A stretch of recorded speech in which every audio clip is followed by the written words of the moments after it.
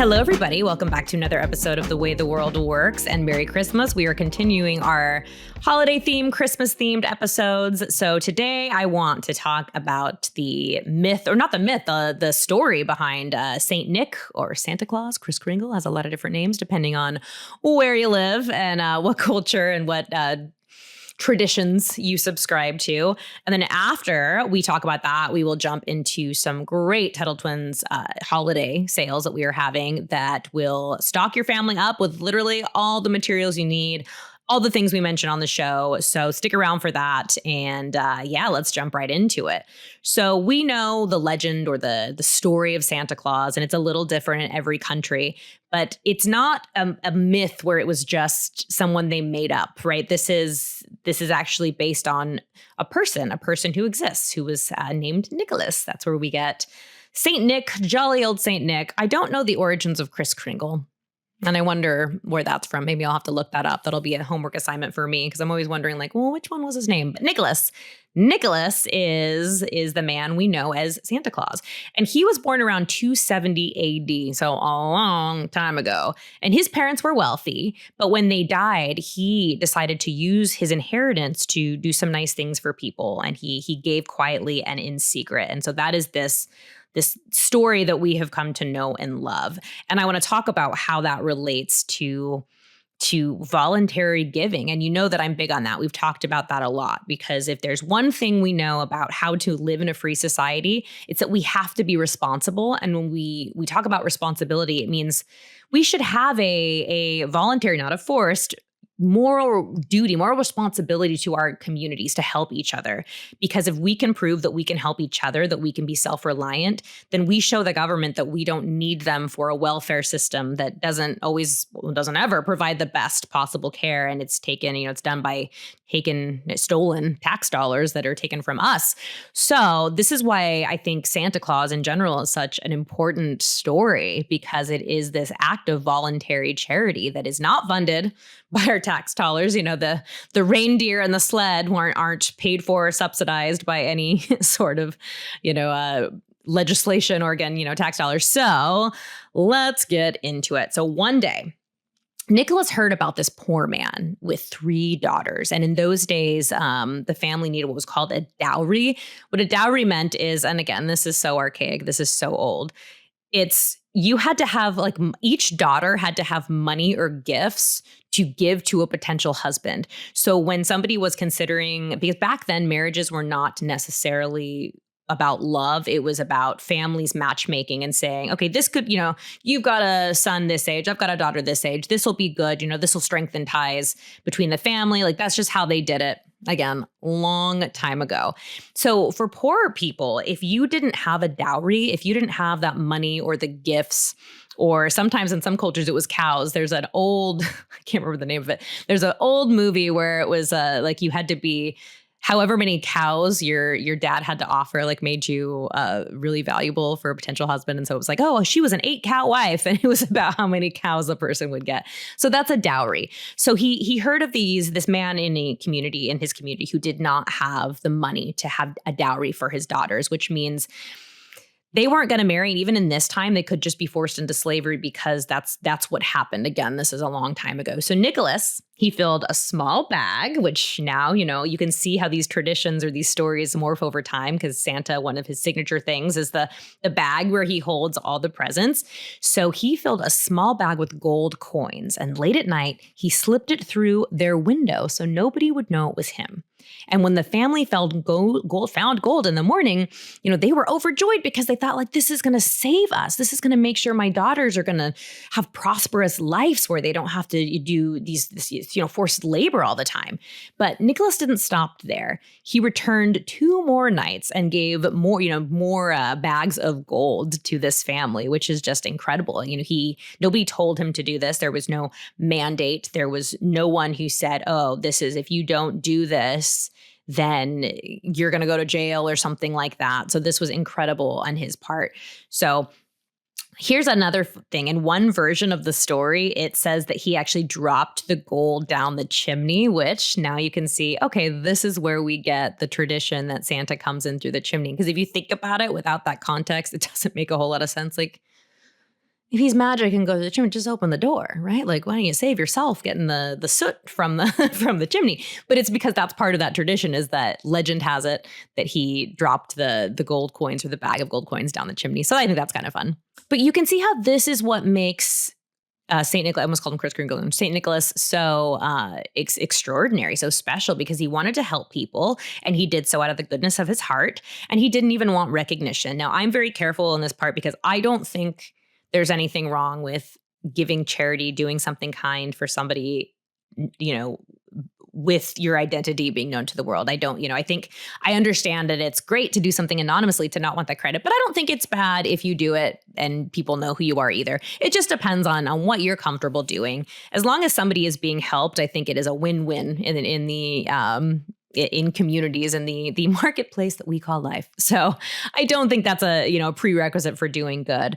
But this is, it shows you what kind of a man he was, that he wanted to just do things out of the goodness of his heart. And he showed he didn't need somebody to tell him to. And it's really interesting also because you hear a lot of people hating on rich people these days and saying, well, they should just give their money to us.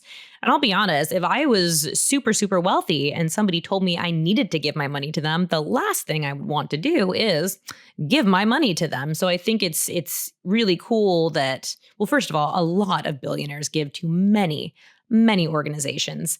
And, we think of people like Jeff Bezos and Elon Musk, who are demonized a lot, but even without the charities that they do give to, just creating value and creating products that we all use that make our lives easier, like Amazon Prime, that is a service. So I could go on a tangent about, and I've gone on a tangent in other episodes, so you can listen to those there. And, St. Nicholas, he really embodies this idea of voluntary charity, because when we help people by choice, it comes from this place of love and of empathy, of wanting to just make somebody's life better on our own. But when people are forced to give through pressure or guilt or laws, it's not real generosity anymore. It's this artificial generosity. And so people who want to think that they're so good, that they're better people morally because they support taxation, because they want to help the poor. No, that's easy. That's letting the government go to your neighbor's house and steal their money and giving it away and saying, look how good I am. No, that's theft. That's not good at all. But when somebody like St. Nick shows that they can step up and they can do this from the goodness of their heart, I mean, that's the real good stuff there. That's when you're learning how to be a good community in this world where we're told that we have to rely on government for anything. No, these stories teach us we can be self-reliant, and it helps people. And it helps people even better because, St. Nick, he knew that there was a need in his local community. When you have big government over here, they don't know what someone in your local community needs. They're not going to know. And they're definitely not going to give them money for a dowry, right? They're going to give them terrible health care or something that doesn't really suit their needs. And so that's another reason this localized voluntary charity is so important. And I think this really means so much more and strengthens the relationship between the giver and the receiver in this point, right? Because it helps both parties. The giver feels joy because they acted freely, that nobody forced them to. They did something out of the goodness of their own heart. But the receiver feels gratitude because they were helped with love, not pity or force. And that's, dignity is a really important thing. And sometimes when you have to go to a welfare office, it's not even just that you're stealing from taxpayers. It's you feel that lack of dignity. But when it's a community coming to your aid, it's a little different. It actually strengthens relationships. Now, obviously, in this case, it was anonymous, so they didn't know who. But I know that for me, if somebody does something nice for me, it makes me want to do something for someone else. And maybe they don't have this family, didn't have the money to do something, as extravagant for somebody else. But maybe it just inspired them to be a little kinder that day, to somebody drop something on the street and they pick it up and hand it. Just these little micro acts of charity that are so important. And it's that pay it forward principle, that you do something nice for somebody and they want to do something nice for somebody and they want to do something nice for somebody. And that's how we become better, kinder, more civil societies. And there is something to it. I said I don't want to make it where if like you give something to somebody and you don't want to stay anonymous, that it doesn't count and you're not still being very generous. But there is something to this idea of staying secret and this humility that Saint Nicholas had. And of course, when I say Saint Nicholas, he was given sainthood later on. That's something that's where you hear people are like, I think Mother Teresa, who was this nun who used to do very nice things for so many people, helped all these children. After she died, she was given sainthood. So now it's, Saint Mother Teresa. So that these kind of things happen. So Saint Nicholas was given sainthood. So now we know him as Saint Nicholas, which is where you get that. So fun little trivia there. But yeah, so it's the spirit of humility where it wasn't that he was he felt good inside from getting this, but he wasn't really thinking of himself when he was doing it is kind of what I'm getting at, is he was just doing something for someone else. Getting the praise or the recognition just wasn't important to him. He was feeling generous enough on his own. And that is powerful. That is so powerful. In fact, have you ever done like a secret Santa for people? I used to love this. My family, because we had a lot of kids, we would draw a name and we'd have, sibling, mom or dad, whoever it was, and we would get that person a gift or maybe a few gifts throughout the season. But we wouldn't say who had who. You wouldn't know. I think we did do a big reveal on Christmas Eve, and that was really fun. But it was so fun to watch. In fact, it was more fun to watch your siblings react to presents that you spent a long time, watching them to see what they wanted and watching them get so excited and not know who gave it to them. So that was really fun. So again, there are some benefits. There are some things that are pretty cool about staying anonymous, and that just added to how extraordinary of a person Saint Nicholas was.